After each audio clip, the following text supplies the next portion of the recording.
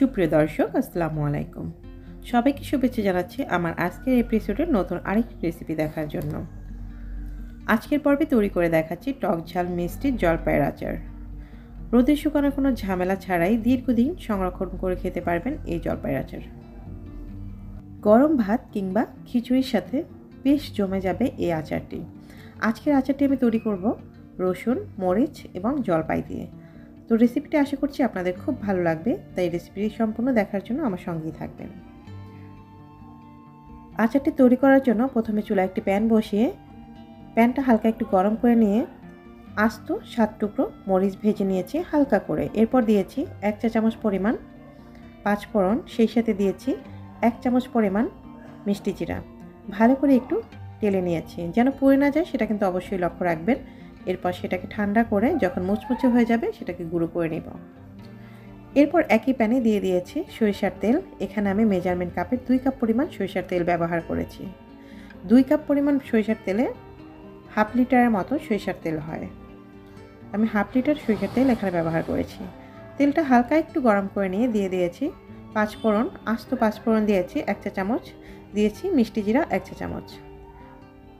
তেলে হালকা একটু বলক চলে আসছে। এরপর দিয়ে দিয়েছি সরিষা বাটা। এখানে আমি সাদা সরিষা পেস্ট ব্যবহার করেছি 2 টেবিল চামচ পরিমাণ, আর সেই সাথে দিয়েছি রসুন পেস্ট 2 টেবিল চামচ পরিমাণ। এ পর্যায়ে মশলাটাকে কিন্তু ভালো করে নেড়ে নিতে হবে। এরপর দিয়ে দিব লাল মরিচের গুঁড়ো 1 চা চামচ পরিমাণ।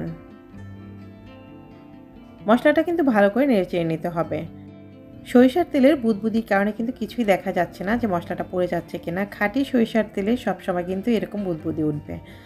এরপর আমি দিয়েছি বড় সাইজের যে রসুনগুলো রয়েছে, সেখানে 250 গ্রাম রসুন আমি এখানে দিয়েছি। এরপর দিয়েছি কাঁচামরিচ। এখানে আমি কাঁচামরিচ ছোটো ছোটো টুকরো করে দিয়েছি 1 কাপ পরিমাণ। এখানে ঝালটা আপনারা যে যেমন খেতে চান সেই পরিমাণে ব্যবহার করতে পারেন।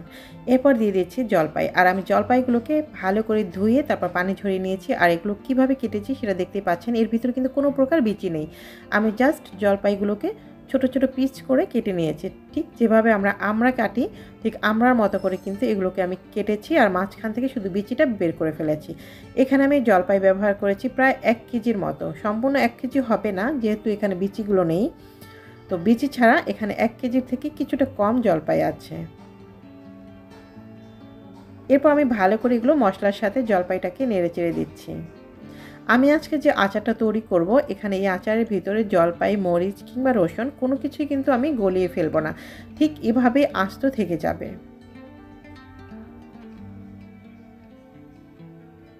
আমি কিন্তু এই পর্যায়ে এখন পর্যন্ত কোনো প্রকার লবণ ব্যবহার করিনি। 5 মিনিটের মতো আচারটাকে আমি জাল করে নিয়েছি। এরপর দিয়ে দিচ্ছি এখানে ধনিয়া পাতা এবং কাঁচামরিচ একত্রে পেস্ট করা। এখানে 100 গ্রাম ধনিয়া পাতা এবং সেই সাথে 6-7টা কাঁচামরিচ একত্রে পেস্ট করে নিয়েছি, আর সেই পেস্টটাই আমি এখানে ব্যবহার করেছি। এরপর দিয়ে দিচ্ছি আমি প্রথমে যে মশলাটা তৈরি করে নিয়েছিলাম পাঁচ ফোড়ন এবং মিষ্টি জিরা দিয়ে, সেই মশলাটার অর্ধেকটা অংশ এখন আমি ব্যবহার করেছি, আর বাকি অর্ধেকটা আমি আচারটা তৈরির শেষ পর্যায়ে গিয়ে ব্যবহার করব। এ পর্যায়ে দিয়ে দিচ্ছি চিনি। আমি এখানে 2 কাপ পরিমাণ চিনি ব্যবহার করছি। যদি আমার কাছে মিষ্টির ব্যালেন্সটা ঠিক থাকে তাহলে এই পর্যন্তই থাকবে, আর যদি মিষ্টির ব্যালেন্সটা মনে হয় যেন আরেকটু লাগবে তাহলে আমি কিন্তু আরও একটু চিনি ব্যবহার করব। তবে আমার মনে হচ্ছে যে পরিমাণ জলপাই নিয়েছি আমি, তাতে করে এতটুকুই এনাফ হবে।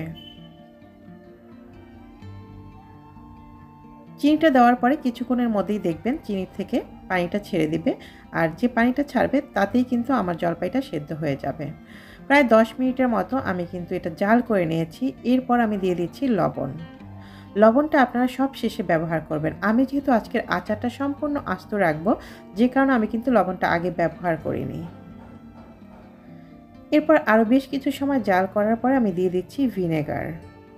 আমি এখানে 3 টেবিল চামচ পরিমাণ হোয়াইট ভিনেগার ব্যবহার করেছি। আচার তৈরির জন্য আজকে আমি যে উপকরণগুলো নিয়েছি তাতে করে সর্বমোট প্রায় 1.5 কেজির মতো হবে, তাই আমি এখানে 3 টেবিল চামচ পরিমাণ ভিনেগার ব্যবহার করেছি। এই যে দেখতে পাচ্ছেন, তারপরও কিন্তু প্রায় 20 মিনিট জাল করার পরে আমার আচারই কিন্তু সম্পূর্ণভাবেই তৈরি হয়ে গেছে, সম্পূর্ণ লোক চলে এসেছে এবং আচারটা সেদ্ধ হয়ে গেছে। এই পর্যায়ে আমি দিয়ে দিয়েছি 2 চা চামচ পরিমাণ জিরা গুঁড়ো, 2 চা চামচ পরিমাণ ধনিয়া গুঁড়ো এবং 1 চা চামচ পরিমাণ বিট লবণ। আর সেই সাথে দিয়ে দিয়েছি অবশিষ্ট যে মশলার গুঁড়োটা ছিল, যেটা আমি হাতে তৈরি করে নিয়েছি সেটা। মশলাগুলো দিয়ে এরপর আবারও 5-6 মিনিট ভালো করে জাল করে নিচ্ছি, একদম মিডিয়াম আঁচে। আজকে টক ঝাল মিষ্টি জলপাই আচারটি কিন্তু রেডি হয়ে গেছে। তো আপনারা চাইলে এই আচারটি বেশ কিছুদিন পর্যন্ত কিন্তু সংরক্ষণ করতে পারবেন, কোনো প্রকার ফ্রিজ ছাড়াই। জলপাই শেষ হয়ে যাওয়ার আগেই এই আচারটি আপনারা একবার হলেও বাসায় ট্রাই করবেন, এটা আপনাদের কাছে রিকোয়েস্ট রইল। তো আমার আজকের ভিডিওটি এই পর্যন্তই। যদি ভিডিওটি আপনাদের একটু ভালো লেগে থাকে তাহলে অবশ্যই লাইক এবং কমেন্ট করতে ভুল করবেন না। যদি মনে করেন আমার এই ছোট্ট চ্যানেলটির পাশে থাকবেন, অবশ্যই চ্যানেলটি সাবস্ক্রাইব করে পাশে থাকা বেল বাটনটি অন করে দেবেন। আজ তাহলে এ পর্যন্তই, দেখা হবে নতুন কোনো ভিডিও নিয়ে। ততক্ষণ সবাই ভালো থাকবেন।